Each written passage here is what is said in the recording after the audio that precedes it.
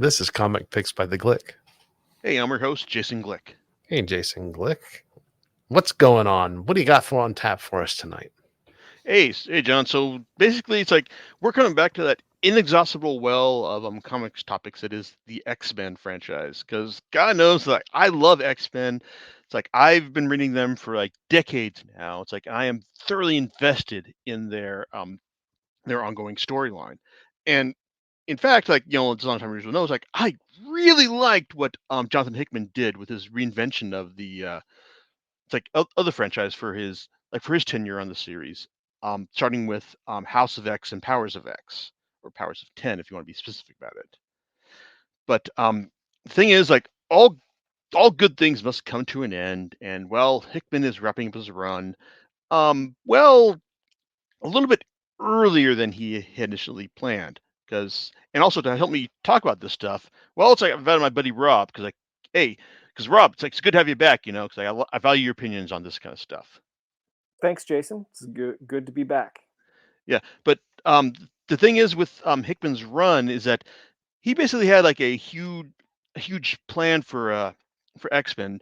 It's basically starting with like it was like his like there was Dawn of X, there's gonna be Reign of X, and then Fall of X, which it's like implies like hey like a certain like arc for this kind of thing. And initially it's like with the radical changes he made to the X-Men status quo in House of X and Powers of X, I kind of figured that this was going to be kind of like a long walk back to the status quo. And it's like I was kind of fine with that because this is how like comics work. I mean, like we've got you know all these like a certain like idea of how these characters are meant to function.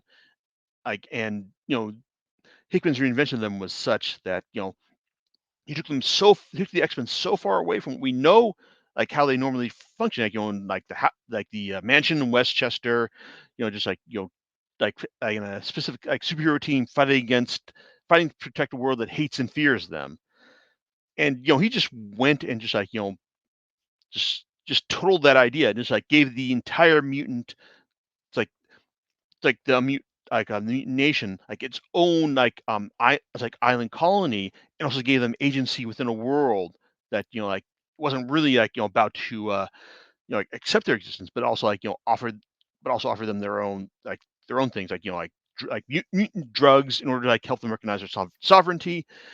All these things that basically like said, hey, this is like a new like like it's like a new era for the X franchise.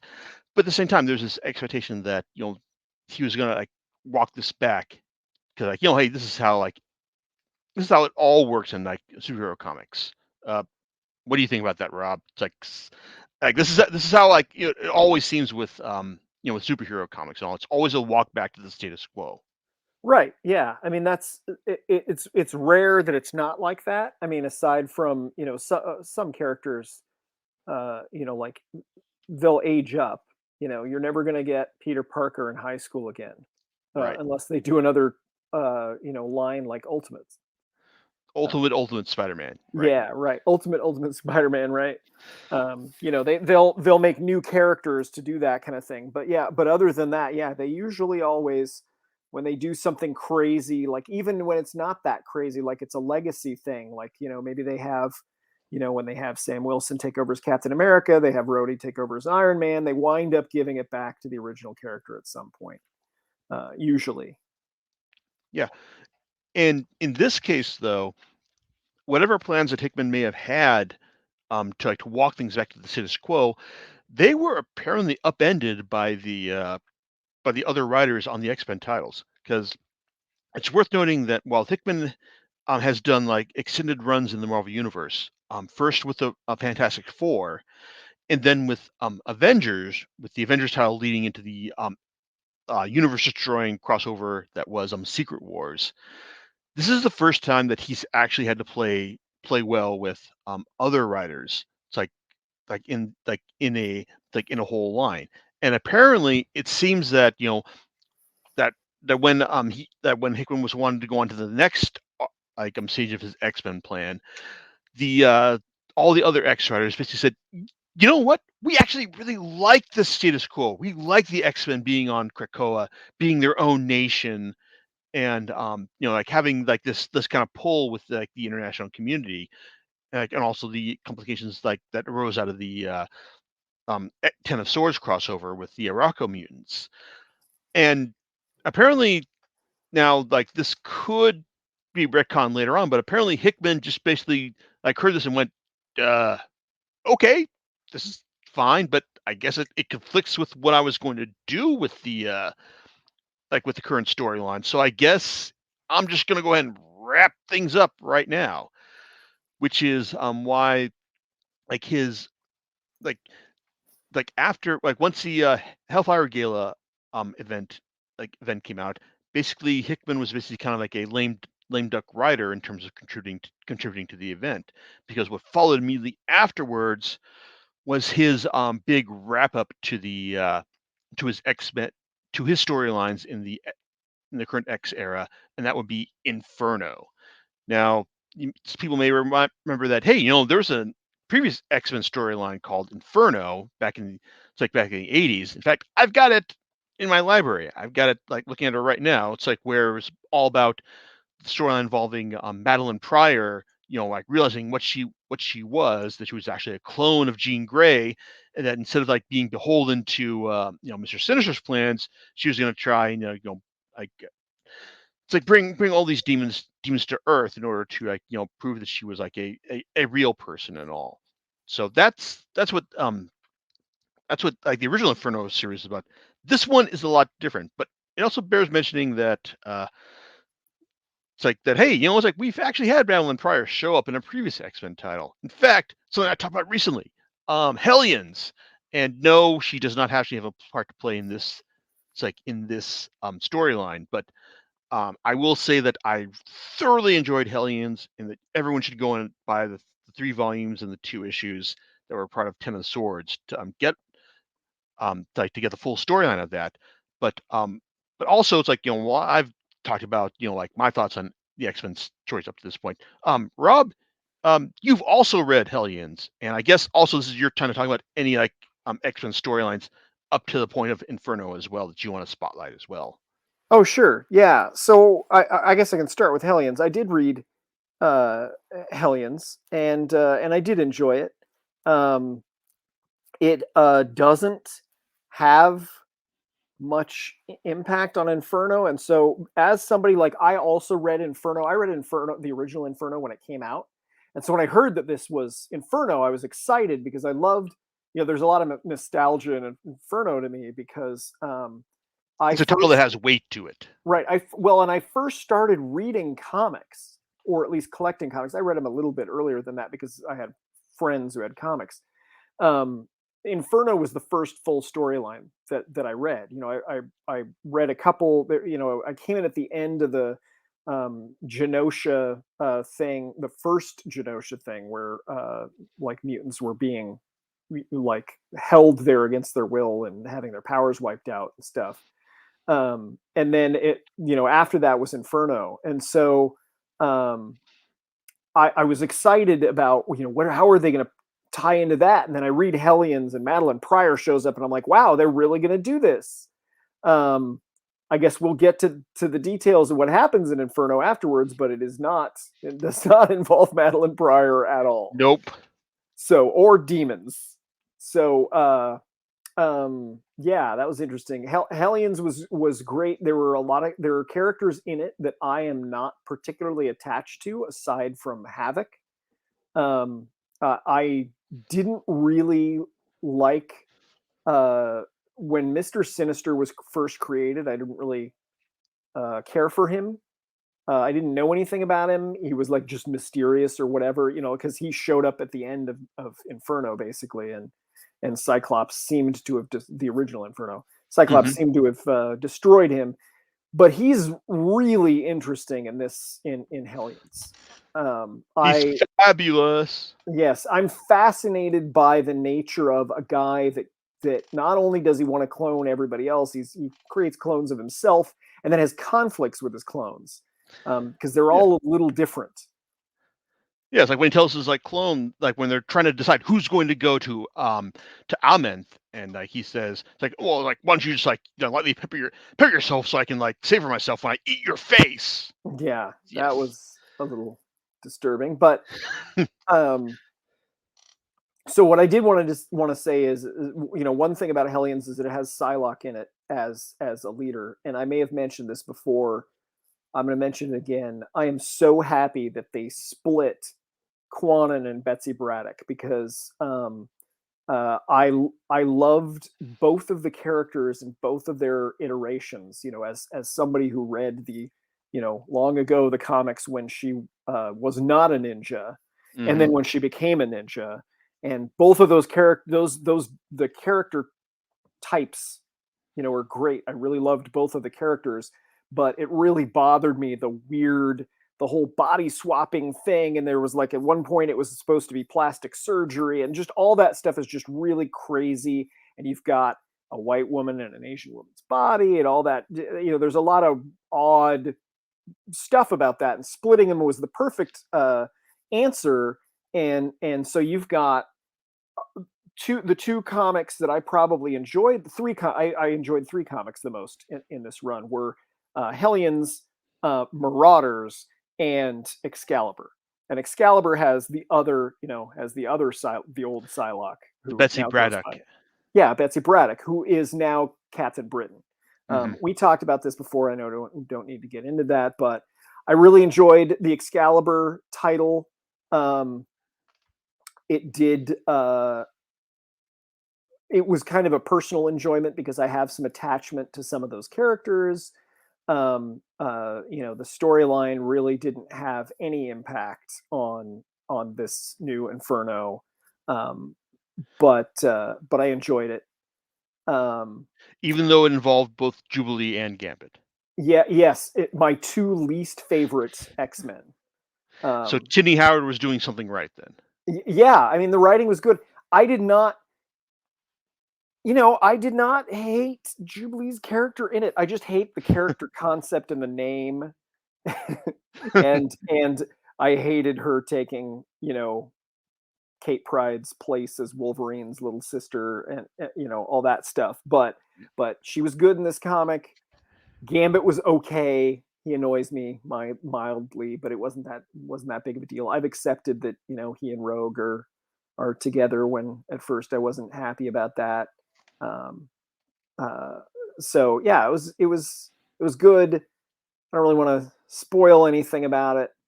But the big one that I really, really enjoy is Marauders. It has a lot to do with the whole interplay with the Hellfire Club members, Sebastian Shaw and Emma, and then Kate is who was my favorite when I was young, and I really enjoy that, how she's progressed, and now she's a real leader type now, which is really cool. It's cool to see a character go from, the audience kid stand-in to being somebody that I can totally see as, a full-blown team leader. So it's great. It's great to have that. And I enjoyed how they dealt with the characters. They had one of the comics. They had they put a copy. I don't know if it was a full old comic, but they put at least a large excerpt of an old X-Men comic that had this Hellfire Club set of Hellfire Club events in it. It was around the time, it was like slightly before Dark Phoenix. And then they had tie-ins to that really old comic, which was really cool. Okay, it sounds like you're talking about like the last volume where one of where like Sebastian Shaw wanted one of his ex-lovers to be brought back. Yeah. And then Emma told him that, oh no, it's like she never died. Yeah. Okay. That was really cool. Yeah, and that was actually the thing is like that. I don't think that was actually like them repurposing old art. They actually got like an old school artist, Klaus Janson, to just draw those. Oh, no, I know what you're talking about. Okay. They did do that, but there wasn't a literal reprint of an earlier one. that's from the Dark Phoenix area. The comic before that. Okay. Maybe, hey, maybe I was reading, something else, because I had I don't know, maybe somebody had pointed me to the other one. This was, I read this like 2 weeks ago, and so my memory's a little fuzzy, but I totally read that section. I'd have to look it up online to say it. Anyway, the point is, yeah, that was really cool. It wasn't just the old lover; it was also one of his friends. Oh yeah, Harry Leland. Yeah, Harry Leland was brought back. I mean, Harry Leland's been gone since basically the 80s. Mm-hmm. So, that's interesting. It's cool that they brought him back. I did read a couple others. I don't really have a lot to say about it. I skimmed over X-Force. I probably should have read X-Force more. There are a couple It's of... like, I was like, I as like before we get into like the stuff, I'm saying yes. It's like, yeah, people could have read X-Force and gotten more about the storylines we're going to talk about, but no, you don't need to read them. So You don't it's like, need to. There's one scene. There's one, like a reveal in it there's a that would couple. have way more impact if you had read X-Force. I think it says is like more about like that Hickman is willing to play nice with what everyone else is going to do with the X-Men franchise going forward from him. Yeah. It's like I think that's cool. But as far as like going forward to like Inferno, well, Inferno like this time around is basically hinges all around like the the relationship between Mystique and it's like and her ex-wife Destiny, because if you remember from the everyone will remember from the House of X and Powers of X miniseries, they were the result of Moira McTaggart dying in her third life, because Moira apparently has as it was revealed in the that miniseries, she is a mutant and she has the power of resurrection, and like when she dies, apparently she wipes out the timeline that she was living in. Now people may like Disney like wait a second, like, when she dies, like shouldn't the timeline continue on as is? It's like, well, no, by normal time travel standards, yes, but apparently it's like something that's made explicit for this storyline. Like whenever Moira dies, the timeline she's in wipes out. Whether or not you think that that's fair play, it's like that's irrelevant, because that's apparently those are apparently the rules that Hickman has set up for this set up for Moira. But basically, in her third life, Moira was killed by by Pyro after Destiny ordered him to like burn her alive, because Moira decided, hey, you know what? It's like because in Moira's third life, she discovered a cure for mutanity, and it's like, and that was something that Destiny and Mystique were not having any part of, and well, and so like that's after that timeline, Moira basically invested her subsequent lives in finding ways for like mutants to succeed, and by her 10th life, the current X-Men timeline that we're a part of, the House of X Powers of X timeline, well, apparently it looks to have worked. But the thing is, like, Moira has also taken herself off of the board. It's like in order to ensure that this timeline sticks. But one of the things is that she's worried about is like like mutant precogs coming back. But it also seems like she's just basically got a specific issue with Destiny coming back, because she's because of the whole like ordering Pyro to burn her alive thing in her third life. So there's that. But as we start with Inferno, we find out that the X-Men are still trying to find ways to defeat Orcus, the anti-mutant human machine science collective that have been determined to wipe them out. And apparently, like, even though it's like like they've been like sending like specific teams to do this, it's like they're not making any progress, because, well, whenever like the teams die, like in an assault against Orcus, they're too far out from it's like from the X-Men collective for them to like remember like how how their mission failed, and so that's it. And so this is causing like Professor X, Magneto, who, let's remember, are the only two mutants who are aware of Moira's existence, to to question like what's going on with her. It's like, what's going on with their plans? Like, yeah, you know what? Like, we've been trying to work this out, and everything we've been doing is only like serve to ensure the rise of Nimrod, and it's like and it's like in this like anti-mutant machine consciousness. And so they're so like the Professor X Magneto was just telling her, have you considered like making trying to make good with with machines? And we're like, no. It's like, for 1,000 years, it's like, I know what works here. It's like, I'm telling you what you need to do. And also, it's with you stringing along Mystique, like in terms of like her promising her to bring back Destiny. It's like, you need to actually like make some efforts to like make sure that's not an issue. And so they say like the big thing with the first issue of Inferno is it's like, is Moira trying to like make the stakes clear for Xavier and Magneto, and also just like establish the thing that, oh wait, you can't bring back like make so that you can't bring back Destiny. But also, and I know this is like over 20 minutes into the podcast at this point, but hey, I think this is a good point to point out that we're going full spoilers here from here on out, because like we really can't talk about Inferno without talking about like spoilers for like what's going on for the storyline, and also what's going to talk about with X Lives Next Death of the Wolverine. So I should have mentioned that to you earlier, Rob, but I guess before going on with that, how do you feel about Mystique?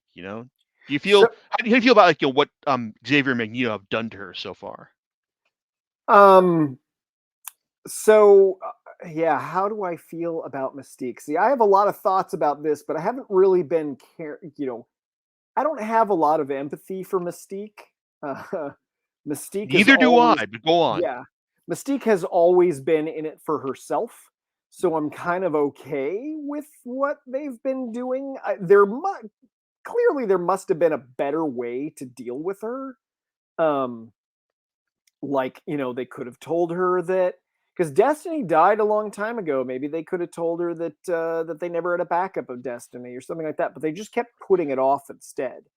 So from Mystique's perspective, I understand her being really angry, because this is her wife, that there's nobody more important to her than Destiny.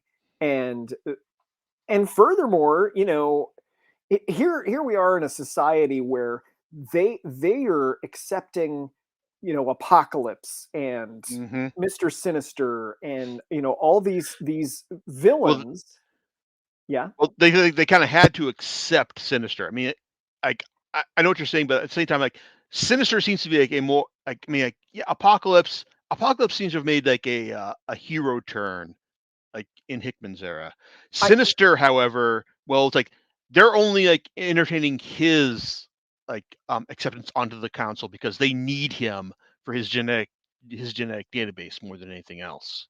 Right, but the only point I'm trying to make is they're letting all these flat out, like lifelong, terrible villains right on, but they won't resurrect Destiny, somebody who would benefit them in such an incredible way. Because if you don't know about Moira, why would you not want a precog that could help you in that way? Destiny is incredibly valuable. And so Mystique has got to be, super suspicious. There's something going on. I totally don't blame Mystique for not being happy about how they're treating her. Yeah, it's like, and I agree with you about the whole Mystique, big like being in it for herself, and that's that's kind of my feelings about the character, is that it's like she's like in this only been in this for herself, and like the times that like I've enjoyed her as a character have basically been when she's been kind of like press ganged into working for like the good of mutants, like because like someone's implanted bombs in her head, like in like the Dark X-Men storyline, or even her solo series when she was working for like for Xavier that time. But at the same time, it's like this whole thing, like Xavier and Magneto thinking that they could like string Mystique along, like I'm looking at this and thinking, my God, like you guys are like some of the smartest people in mutant kind, and you should have seen this coming. I mean, like Yeah, agreed. they like them stringing Mystique along is dumb. If I was them, I would have just like thrown her in the pit along with Sabretooth, because that this is like the end result. She would have just like burn them at some point, which she does in the first issue, because we find out at the end that she's brought back Destiny, and she's managed to like convince the Quiet Council to vote to like allow Destiny onto the Quiet Council at the same time. In fact, it's also kind of it's worth mentioning that like the whole what you said about the value of a precog, like to this, like to like the whole to the value of mutanity.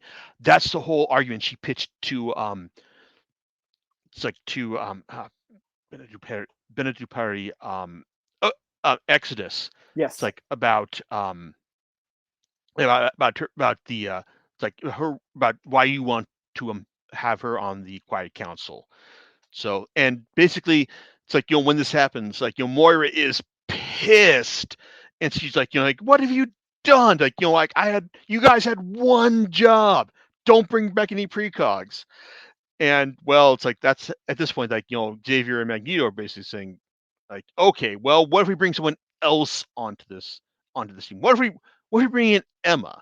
Because like Emma's been kind of responsive to our aims and all. Because like, hey, they got her on board, like saying, hey, like they come on board, like for like to the Quiet Council for the sake of the children. And and we all know, like that didn't go well. Yeah. Now we're getting into the many things that I have to say about this, and I don't know if you want to just describe everything that happens first, or have me bring up my opinions as we go along.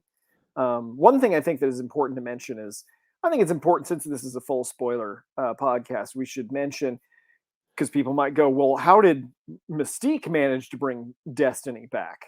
Well, she used deception to convince the Five, which is the 5 mutants that are able to resurrect people, into doing it themselves. So she disguised herself as Professor X, and then told Hope that she would have a chance at using Cerebro for the first time to implant the memories into Destiny. She convinced them to resurrect Destiny, and then had Hope do the memory implantation, and it worked. Yeah, and I think this is probably something that's probably going to have like long-term ramifications now that like Hope can do this. Yes. It's like it's going to like it's not going to be completely beholden to Professor X. Yeah. Like to do this, but I don't necessarily think it's a bad thing. I think this is like a good thing that like opens up possibilities, for the storyline, especially when we get into like X Lives Next Death of Wolverine, when we get the bit where like they've got issues with resurrecting Omega Red with his carbonadium synthesizer.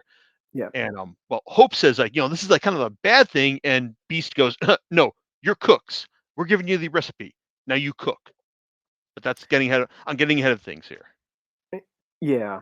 So, do you want to just go through and describe everything, and then we can talk about my opinions about it, or do you want me to talk about my opinions as we bring up each point?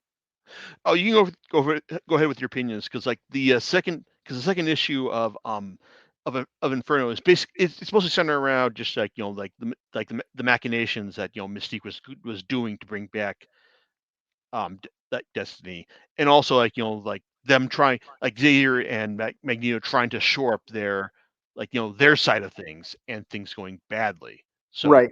yeah, so go ahead and say your opinions about this. So yeah, so they let Emma in on the secret. They bring her to Moira, introduce her to Moira, explain that that she's a mutant and that her powers and everything. She's lived all these lives, and then we this is they're trying to succeed this time by doing everything differently.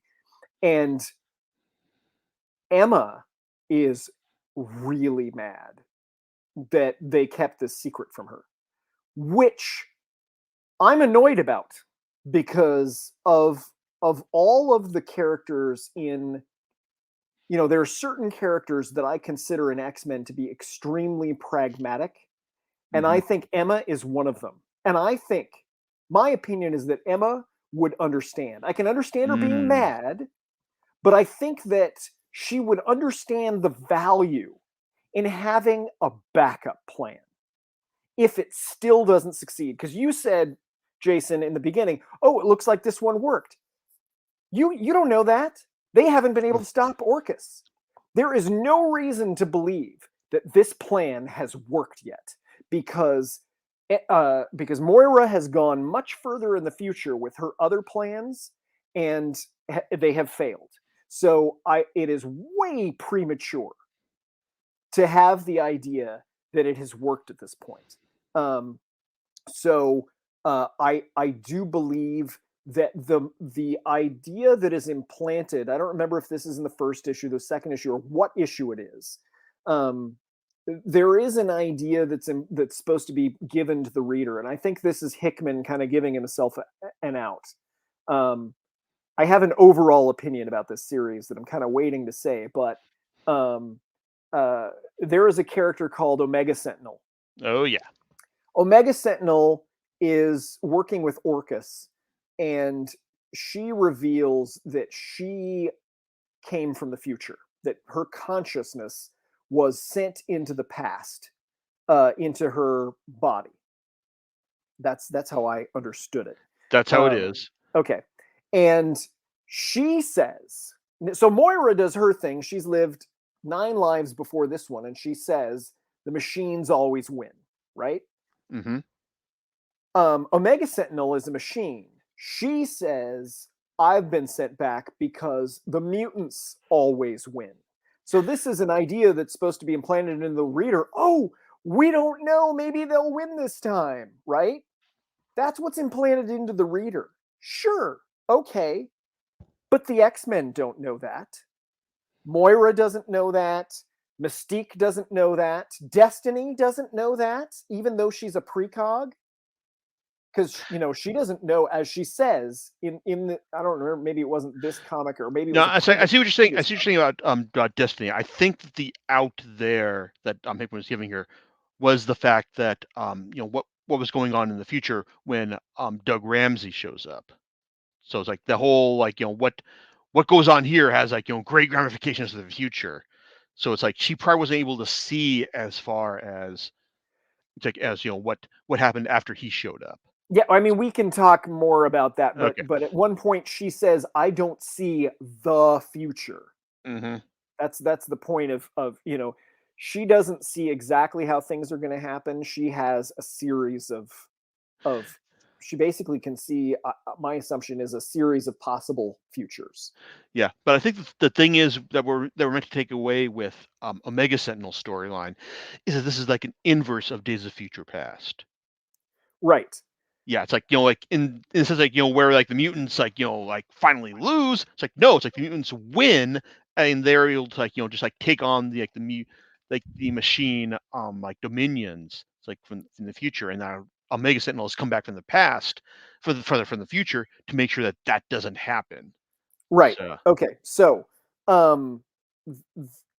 I that is something that the reader knows, and that's for the reader. Mm-hmm.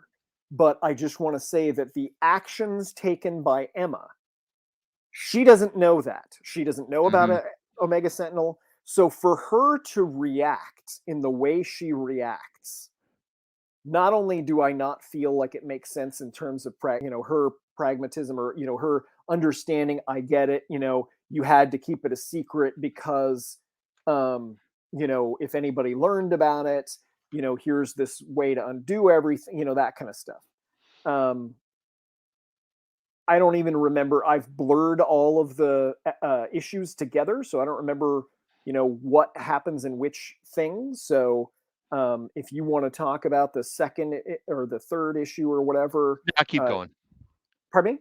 Oh, go ahead and keep going. Okay, so the deal is that I'm just gonna start talking about Emma. I'm gonna talk about what Emma does. Emma decides to help Destiny and Mystique, which I think is totally nuts. It is completely reckless, and all these people seem to think. Maybe it's not all these people, but Emma, and there's a point which I don't remember if Mystique was involved in this. I think for Mystique it's personal, but Emma at some point, for some reason, seems to think that Moira's existence is dangerous because they can destroy everything that they have. Well, but the whole point is they don't know if it's going to succeed, and so she is the backup plan. And for her to go scorched earth, or Inferno, as you might call it, and side with Mystique and Destiny, it just doesn't make any sense to me. I was really not happy with that. So okay, I can understand that. I feel that that Emma is like she's been more emotional. It's like and more personal about like her attachment to like mutant destiny. It's like and so speaking for me personally, I can accept the fact that she would that she would do this. It's like as kind of a it's kind of a way to spite Xavier and Magneto for what they did to her, and also the fact that hey, like but by doing this, like she's not actually like risking anything by giving Mystique and Destiny the gun that will turn like Forge's gun that will turn like mutants into humans. It's like like she can do this. It's like and not actually risk anything. She risks all of the future of mutant kind. That's what she risks. Except that by turning Moira into a human and by taking away her ability to reset the timeline, it's like I think that's like the thing. That's the thing right there. By turning her, I think we're meant to accept by turning with Emma giving them the means to turn Moira into a human. Like they're sealing in like this timeline, to be the one that counts. This timeline, the one that counts, that may wind up with them all dying anyway to the machines. Yeah, but this is also like it's like it's because they haven't been able to beat Orcus.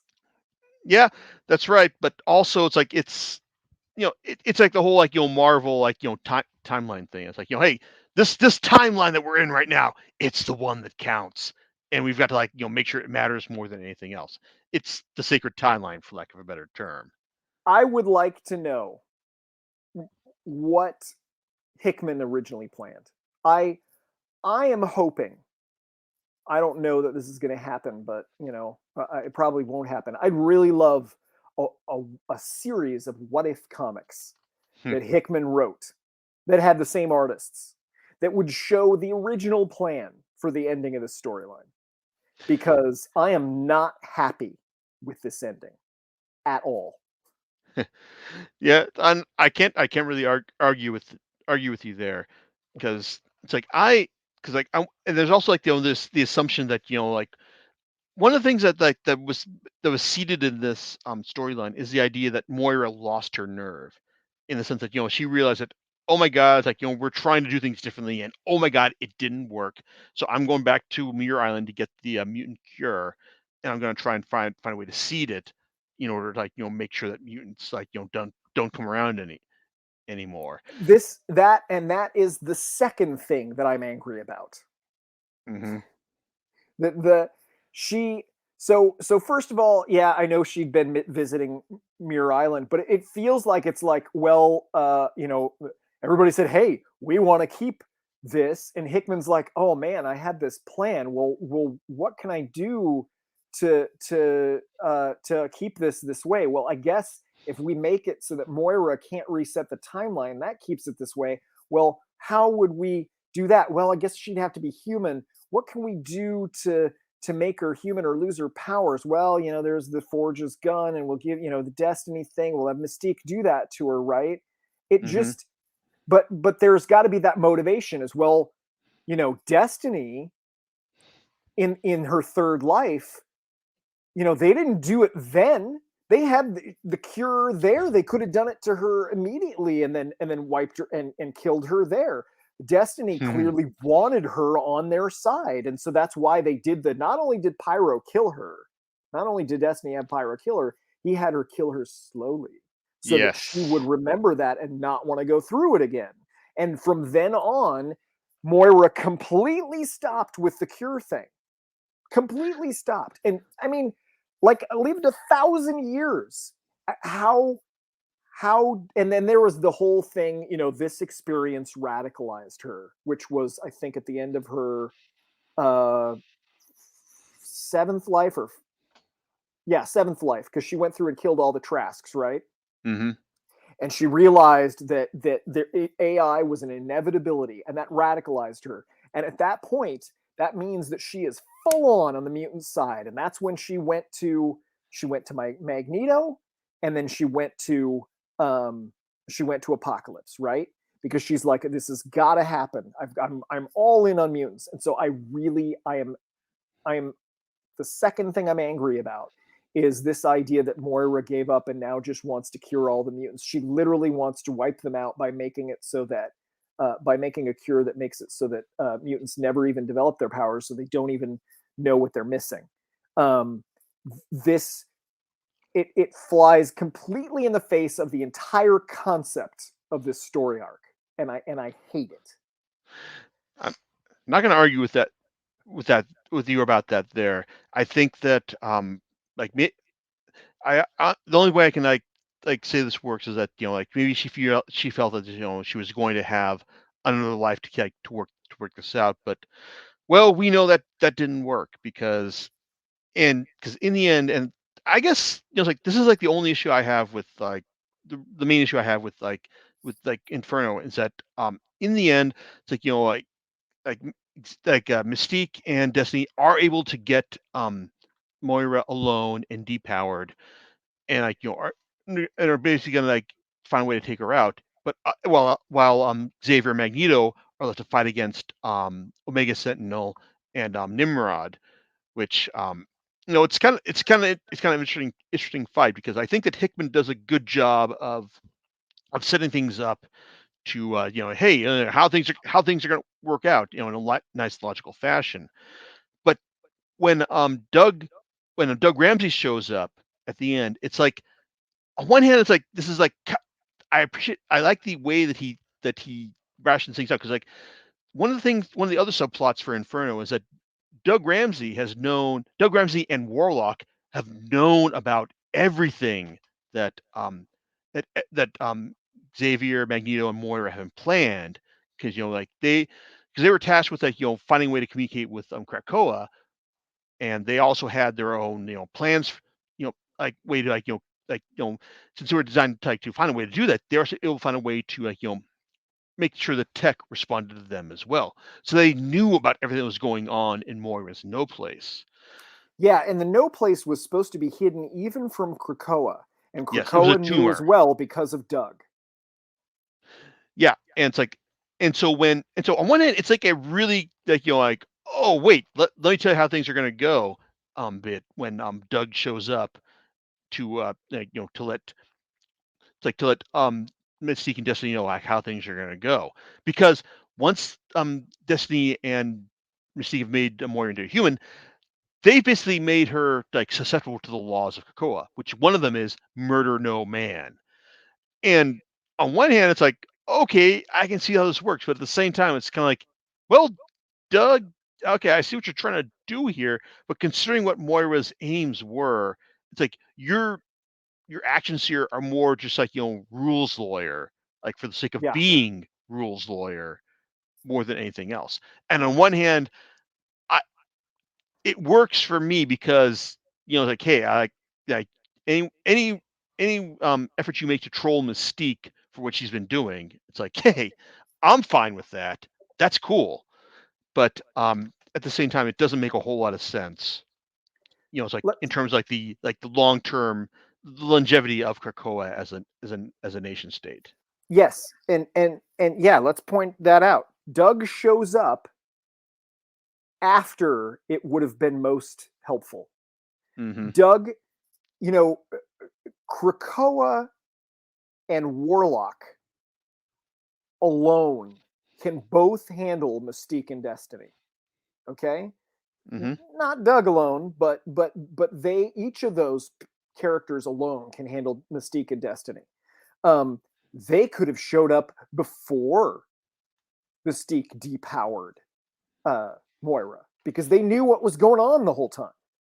Mm-hmm. He chose to show up after, and that makes me mad because surely Doug and Warlock and Krakoa would want to have some kind of a backup. They've known about Moira all this time, so that makes me mad. The other thing that makes me mad is it has been established that depowered mutants on Krakoa are still regarded as mutants. Yes, because of the Crucible. Yes. And now they have like a souped up version of the Crucible, which is, I think it's from maybe the X-Men comic or something like that, where they can choose to just walk into like the astral plane. I mean, there were two different things that they did. They had like they had the temple, that's in Way of X.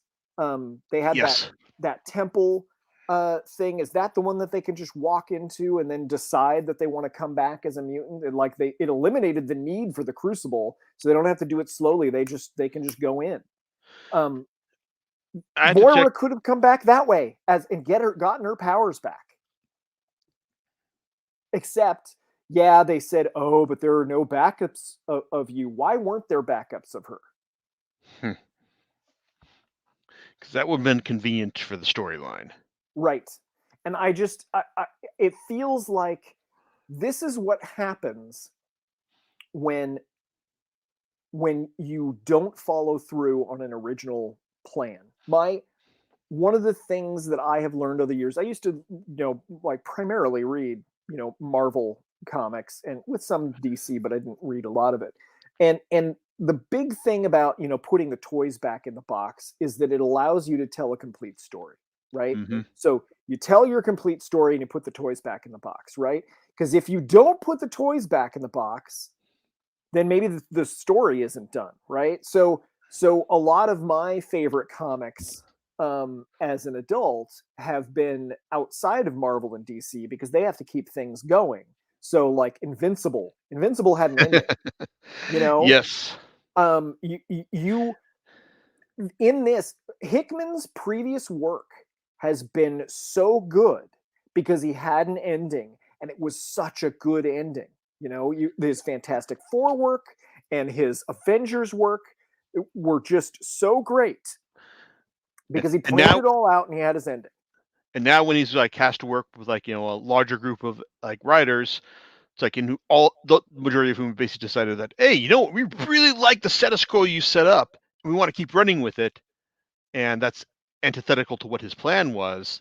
Prior to the objective he was told, he was like the remit he was given within Marvel. Basically, like, I wouldn't be surprised if Marvel told him, like, yeah, it's like you can do whatever you want. You just need to like be sure to bring X-Men back to like, the Academy in Westchester when you're done. Right. So, but at the end, it's like, on one hand, it's like I respect the fact that like Hickman created like a status quo that the writers are inspired to keep running with, but at the same time, it's like the storyline he was telling, was just kind of like kneecapped. It's like at the end, it's like, and in the end, it's like well, you got other writers who are just kind of like are gonna have to like force like find their own storylines within what he was like setting up, and that's I don't think that's necessarily a bad thing with what we've got, but at the same time, on one hand, while Inferno feels like a best effort in terms of like hey, I'm just gonna like wrap up what I was telling, and like find some way to like shuttle off Moira to some kind of like free for all status quo, like so other writers can like do their own thing with, like that's fine, at the same time, it's like I can't say it's like wholly satisfying. It's like in the end. I mean, it's like I enjoyed it, and at the same time, like seeing something. I read this entirely on Marvel Unlimited, so like the fact that I didn't have to pay for it, that's fine. So that's a plus as well. But at the same time, it's like it's like I said, I was kind of hoping for more here. And while I do think that like there are some interesting like storylines to mind going forward, specifically with Orcus. It's like I think he does a good job of leaving that storyline up in the air in a way for like future writers to follow up on. Like it's like that's good right there. It's like, and at the same time, he's also leaving like leaving this like the like storylines for with Jerry Dugan in X-Men proper, and also Kieran Gillen in Immortal X-Men to follow up on. Like that's I appreciate that at least. Like there's a way forward for this, and in fact that way forward involves Wolverine, right? Yeah. I have a couple more things to say about Inferno though before we Go go. for it. I agree with you that I don't blame those other writers for wanting to keep the status quo. It is really interesting, but I guess I feel a loss that I don't get that original ending.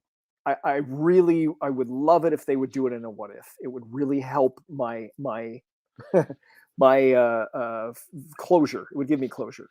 Yeah. I think you're right. I would like to see like a what if style storyline. Like what if Jonathan Hickman was allowed to continue his X-Men storyline to the end? Yes. It's like yeah, but at the same time, it's like yeah, it's like I wonder if this has like been a learning experience for Hickman if he realizes like because apparently he's got his own like creative own stuff going forward. It's like I understand that he's apparently been contracted by Marvel for some other future project that has not been revealed. So I wonder if this is going to be something that's going to involve other writers, or if it's going to be like his Avengers and Fantastic Four work, where he is the main architect going forward. Yeah. Well, here's what I'm going to say to Marvel. I'm not going to read those comics until he's done and it's been confirmed that he got to finish his storyline. That's fair. And if it hasn't, I probably won't read it at all. So I got a few things. Here's some things that I missed about it. Like for one thing, maybe this is going to be resolved at some point in the future, but it's going to be by other writers, and I don't know. Like we still don't know why Kate Pryde can't use the portals. It's been this long. We still don't know why. Oh, that's Jerry Dugan's storyline. Oh, okay. That's only his. Like Hickman had nothing to do with that. Yeah, it's like I mean, like at the very end of Marauders, remember it's like that. Those last couple pages was Kate going to Mr. Fantastic. So yeah. Okay. Well, is he writing the new? Oh, he's writing X-Men right now. Okay, well, anyway, I hope that somebody answers that question because this is too long to not know why. The one thing that I really was excited about, and maybe this is my own fault. In Powers of X, there was this character named Rasputin who had a really cool character design, and there was she was like Colossus meets magic, right? Yeah, she was Colossus, Kitty Pryde, because she had 5 different people in her. Yeah, she was a chimera, right? Yeah, she was a chimera. She had 5 different people in her, and I forget the other ones. She didn't actually have magic in her, but she wielded the soul sword. Mm-hmm. So it was effectively like being 6 different people. But anyway, that character ended by ripping Zorn's mask off, which released his singularity, right? And so you made a point that when Moira dies, it wipes out the timeline and there is nothing left of it. It was established in that comic that there is one exception. And that is that if somebody becomes a part of like the phalanx or they reach a certain level of consciousness, they will know. They will still retain their memories. And it was established that those entities exist inside singularities. And so the question is, because they seem to make a big deal about Rasputin, like she was in one of the, in those tarot cards, Mhm. that Moira was around in that fair. Oh, yeah, I know what you're talking about. So there's this impression like she was going to have some big impact, and Hmm. she was cool in that comic, but she didn't really have, like a big impact. I was under the impression that eventually she would somehow come into this timeline by being saved through that singularity somehow. Now, that's just I'm not going to blame Hickman for that, but I have to wonder, was she going to, and did we not get to see it because of this early ending? Um, uh, let's see. I'm scrolling through some stuff. The whole Araco thing. To me, if this is the ending, yeah, they're gonna do stuff with it in the future.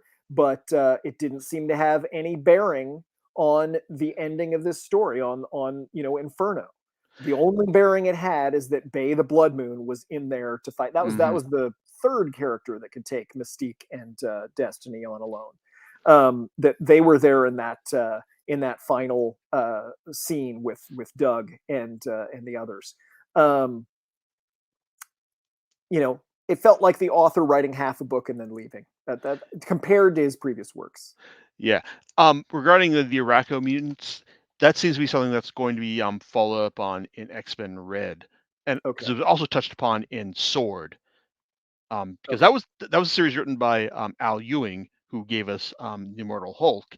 And if you haven't read Sword, Rob, I highly recommend it, because let's just say that Ewing has done a really interesting take on Abigail Brand. Yeah.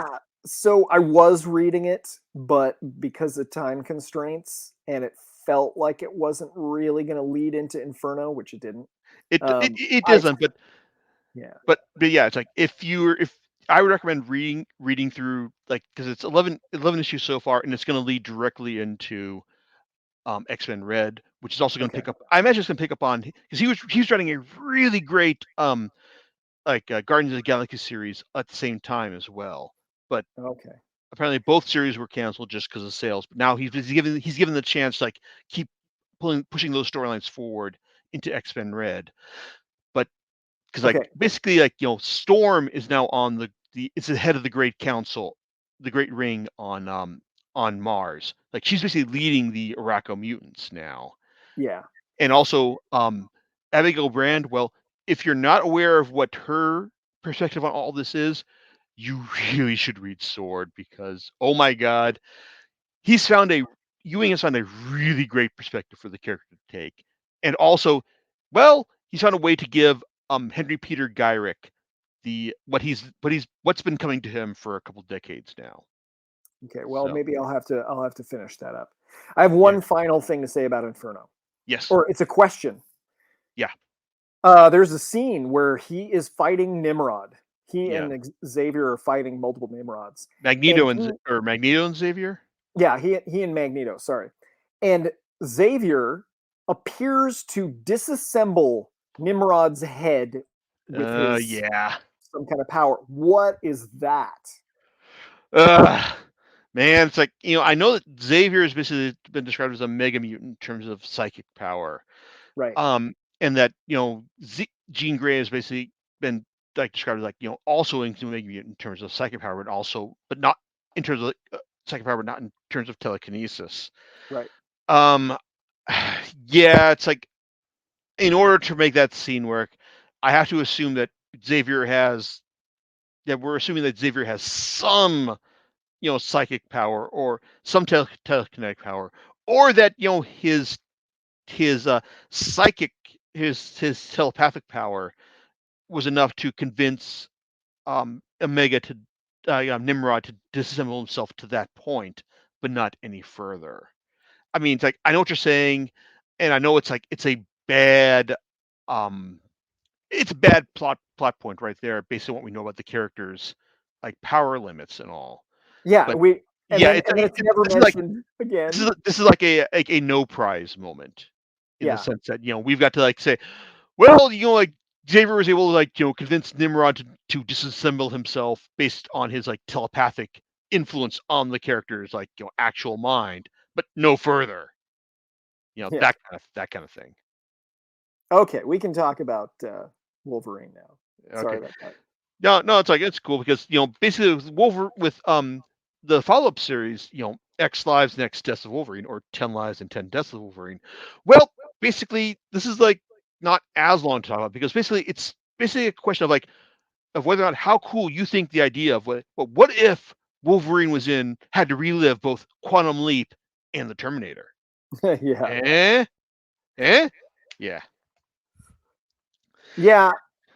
The Live series mostly follows that storyline, Yep. and the Death series seems to follow what happens to Moira.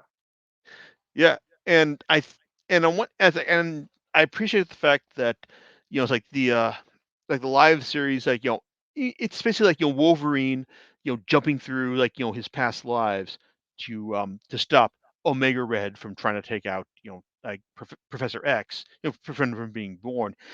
And this is something that well, it's like if you've been reading X Force, which we haven't, well, there probably be like a lot more sense, but at the same time, you can just accept the fact that, oh, like, you know, Mega Red has gone bad. It's like, and he's like, accepted like, Mikhail Rasputin's like, offer of like, hey, it's like, you want to get in good with the Russian government and be like a good Russian mutant for the Russian government, then you need to like, I need to stab you with the Cerebro sword so you can go back in time and kill Professor X before you have a chance to form the X-Men, which, is a perfectly serviceable superhero storyline. The parallel series, um, X Deaths of Wolverine, is basically Moira, like following up on Moira after she like is able to escape from the No Place after after Doug Ramsey Cipher basically points out the problems with Mystique and Destiny, killing her right there. I mean, not that this actually stops Mystique from, trying to kill Moira in the real world. It just stops her from killing her right then and there. So now Mystique is just gonna go and try and kill her in the real world without any proper repercussions. Only with the added complication of a phalanx infested Wolverine coming back from the future to apparently kill Moira for reasons, which it's like on one hand, it's like this series is written by Benjamin Percy. Both like they're two 10-issue, 5-issue miniseries that are like very interconnected. And to Percy's credit, he's got like some solid twists, for how they're supposed to play out, because it's not just Wolverine going back in time, quantum leaping to stop Omega Red. Well, because Omega Red has additional like means of like possessing people, and also it turns out that it's not just like him going back in time, like in Serial, it's going back in time like at the same time as everything is happening. And also when I say that like the Wolverine I guess coming back in the future to kill Moira, well, he may actually be like the bad guy in this scenario. So Rob, your thoughts? So I don't have a lot of thoughts about the Lives one. It's okay. It's a standard. Oh, go back in time and save the person thing. Yeah, that's okay. That's fine. It kind of felt like a what if Creed was a Omega Red thing for a while, because he was showing up and he would you revisit these past periods of Wolverine's life, and he would show up at certain points, and at first it seemed like he was in a similar position as where Sabretooth was. Mm-hmm. That that didn't really continue past like the first issue or something. That was just my first thought. But I have a fair amount to say about the 10 Deaths of Wolverine.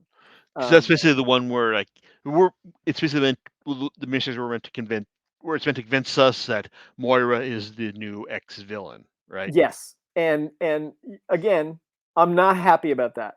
The first thing I want to point out is Wolverine comes back in time to kill Moira because Moira basically becomes a post-human and kills all the mutants, which means again that the mutants do not win in this timeline. And the only reason that she did that is because Mystique depowered her. So it just is.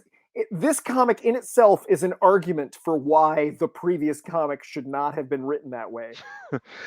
So it's like, are you giving the slow clap right now? 'Cause, like, Yeah. yeah. It's like I know what you mean. It's like I mean, like turning Moira into a villain at this point just really seems kind of reductive. As is the fact that hey, like she wears Banshee as a skin suit at one point, Oh, which is that was like, awful. yeah, that was like, what? I mean, like, on one hand, I mean, it takes a lot to like shock me, like in terms like like what like superhero comics can do at this point. But I mean, on one hand, I kind of respect that. Jesus, man, it's like that was messed up, and I can respect that for shocking me. But at the same time, it's kind of like, oh man, that's kind of awful, especially when. But also, it's kind of treated as an afterthought, because like we just Yeah. get that one data page, and then the next page is like, oh, what? She's like, she's got like, oh, what? There's Banshee, like, oh my god, this is skin. Oh my god, she's wearing is in a skin suit. Oh yeah, that's it's too much. But I mean, on one hand, it's like I kind of I respect the writer Benjamin Percy for his like for offering like like the twists he does in the storyline, but at the same time, it's like I can't say that this is like a big kind of like game changer. It doesn't sell me on the idea of Moira as an excellent villain.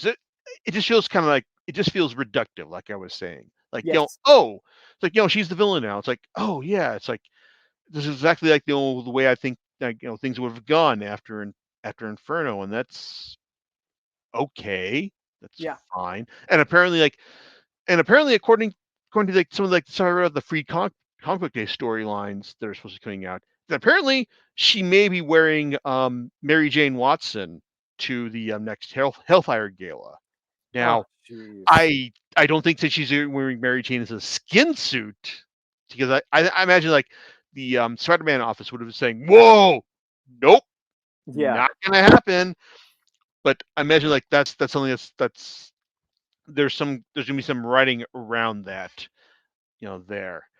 So, but as far as like Mora being made into a villain, I mean, it's like, okay, I can see that based on the writing, like how Hickman exited Inferno, but just like to have her set up as a villain just kind of feels like, uh, okay. I mean, maybe it's something that would have made it's something that makes sense. But maybe it's something I would have felt more emotionally invested in, when I was a younger person, as opposed to 20 years ago, as opposed to right now when I just look at this and go, oh yeah, it's like you're just taking the path of least resistance here. I Yeah. see.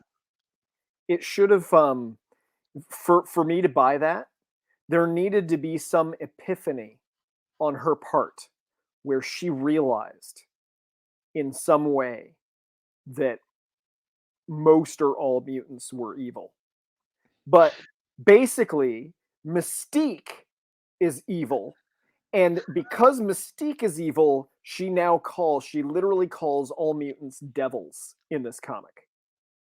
Well, There's some I guess if quote. you're using Mystique as your like moral guideline for mutants, then yes, I can see how that would be. But it's like most mutants aren't Mystique. So Yeah, it's just I'm frustrated. And there's a later quote in the comic that says, "Forever is where I live. I tried to take you all with me, but you chose not to come." No, Destiny, Mystique, and Emma chose to ruin the mutant race's failsafe. insert sad It's not trombone all of here. them. It's just terrible. I'm I'm so mad. And then in it, Xavier has decided to side with everybody else. He's not well. The Quiet Council, because Emma told the whole Quiet Council, and they're all okay with hunting Moira. And it's stupid. I hate this whole thing. And then she uses the gun on, what is it, Forge? And then she says, makes some comment about it. How does it feel to lose something central to you? But she's claiming that she wanted to cure everyone, so it's not central to her. It just doesn't make any sense. It's just terrible. Yeah, I think that with Forge, it's like it's not a big deal because like worst case scenario is that he just kills himself and they bring him back. Yes, see? And she could have done it too. They could, well, except of course they say that she doesn't have a Cerebro backup. It's just why you can't tell me that, because they've never mentioned that before. They've never mentioned before that Moira doesn't have a Cerebro backup. It would have been so important for her to have a backup. She is the single most important person. Otherwise, why protect her so much? Why have her hiding? I think you're right. And when I told you, when I asked you about contributing to this podcast, I said, like, hey Rob, I think you're gonna have opinions about this. Yes. I mean, this is You basically expected what this? yeah. Yeah. It's like, I mean, and I really can't blame you for for this. It's like, and yeah, it's like I think that a lot of this, like between Inferno and X Lives and X Death of Wolverine, is just them scrambling to like find a way to like make all this make sense, to like the longtime readers of X-Men like me. Yeah. So like, I mean, Oh, I'm sorry. Go ahead. no, it's like and on one hand, it's like, it's like I can, it's like I can accept, it's like I can accept this. I mean, like I mean, it's like it's not like it's not like actively awful in the sense that like like, oh my god, it's like I gotta stop reading X-Men. This, I mean, like, I can make a lot of this stuff work, like thinking about it, but at the same time, I can acknowledge that I can acknowledge that idea, like what you're saying is like this is not how it was meant to go, and this is just like people like trying to scramble to make this work, like like in order to like keep other people reading. So, Yes. but also I will say that I do like what Jerry Dugan did in his first volume of X-Men, basically um, like finding ways, finding new storylines to tell within the like the status quo that Hickman set up, basically with Orcus and also with the X-Men Resurrection status as well, and also with when you say that when I hear that Kieran Gillen is writing the Quiet Council books, Immortal X-Men, then oh my god, it's like I am gonna be there for that because Gillen has not disappointed me, like in terms of like what he's written. In fact, the fabulous Mr. Sinister that we both love, that Mhm. that was him. He was the guy who established Sinister, that persona of Sinister. Yeah, someone who like basically was cloning himself because he realized that he was the best of all things. Yeah. And he's basically, and apparently like there's something in the first issue of Immortal X-Men that apparently that Gallion is running with Mr. Sinister that I I am not exposing myself to, but I want to find out about that once the first volume comes out. Yeah, I exposed myself to it.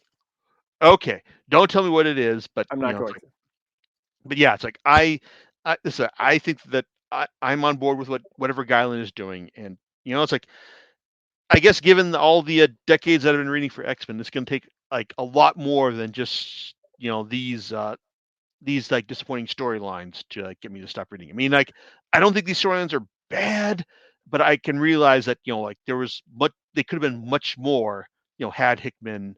I mean, my feeling is like yeah, Hickman wasn't necessarily dealt a raw deal, but just the fact that I would like to have seen like if everyone just like marched in lockstep with what he was doing, and we kind of probably could have gotten something better, and then they could have gone on to do whatever they wanted to do after that.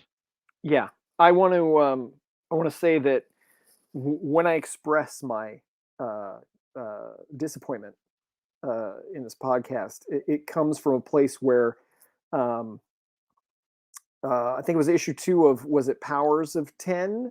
The one, the the So Many Lives of Moira Yeah. Taggart. That issue, I loved that comic so much, that issue so much, that I made people that don't read comics read it.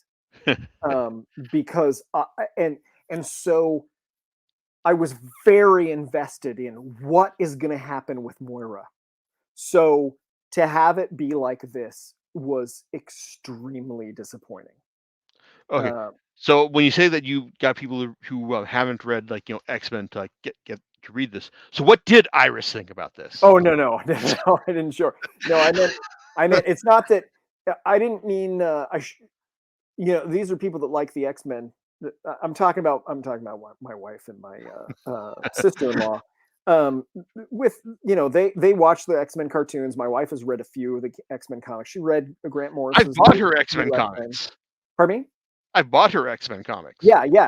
Marissa's read Grant Morrison's new X-Men, but it's not like she's not been actively reading them, right? She Right. hasn't read them in a long time.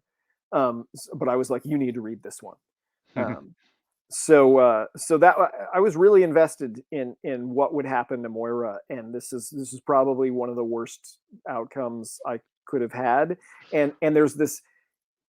The other thing is that I also had high expectations because of how well Hickman's other storylines have ended. So I know this could have been amazing, and it is very likely that it was not amazing. I really doubt that this was his plan. I really doubt that his plan was to have Moira become a villain. Okay, so basically it's like I kind of feel like in the end it was kind of like it's like I was disappointed, but it's not like a huge. I wouldn't say it's like a huge deal breaker with me in terms of like my ongoing readership with the X-Men. But it's like I imagine like your opinion is just of this is like it's just kind of like going no, Yeah. no. I'm curious about what they're going to do. I mean, like I said, the other writers, from their standpoint, absolutely. Sometimes when I watch, I'll watch a TV show and they'll do something radical in an episode, and I'll go, you know what? It would be so cool if they just kept this. It's going to be reversed at the end of the show, but what if they didn't? And how crazy would that be? And from that perspective, I do respect this idea. So I don't want to say, I agree with you that if I had the time to continue reading X-Men comics, because I basically read these specifically, I was going to read the Hickman ones, I was going to come back when I knew that it was done. But I had not read X-Men comics for a long time before that. So, I still, I agree with you. If you like X-Men comics, continue to read because there's a lot of good stuff coming out. Like I said, it's not actively awful. Yes, I mean the Moira elements make me angry, and so if you take those out, or you just go, oh well, that was too bad and disappointing, you have a bunch of other comics that are going to do some really interesting things in this environment. Like Marauders. Like Marauders. Immortal X-Men looks like it has a lot of promise. So we'll see. I have been reading the other X-Men series, and it has been interesting as well.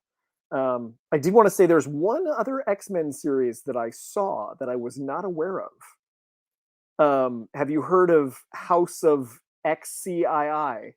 Oh, the X-Men 92 comic. Basically, it's like what if like House of X, Powers of X have been done in the context of the animated X-Men series. Yes. Yeah. I just skimmed it because I didn't have time I didn't have time to read the whole thing before this, but I kind of skimmed over it just to see what was different, look to see. And the basic concepts are there, but they made a couple major changes. There was one major change it's mildly amusing. If you don't want me to spoil it, I will not. Oh, I know. I think I know what you're talking about, because like about who takes Moira's role in this. Yes, yes. Yeah, because like one of your favorite mutants, in fact. my least favorite, but the way it was done was pretty funny. It really seems out there. I gotta be honest. It just seems really out there. Like whoever was writing this was like, oh, would this be really goofy? and they did it. Yeah, but like that X-Men, that the animated X-Men series from the 90s holds a holds a like great sway over like like people's mindsets, including the mindsets of people who made the new Doctor Strange movie. Oh no. Okay, I don't want to You hear anything more. you'll I don't you want to want hear you want anything more. you want just pay attention to you'll just Don't listen. tell me anything more. We're done with Doctor Strange. Okay. Okay. Talk about X-Men.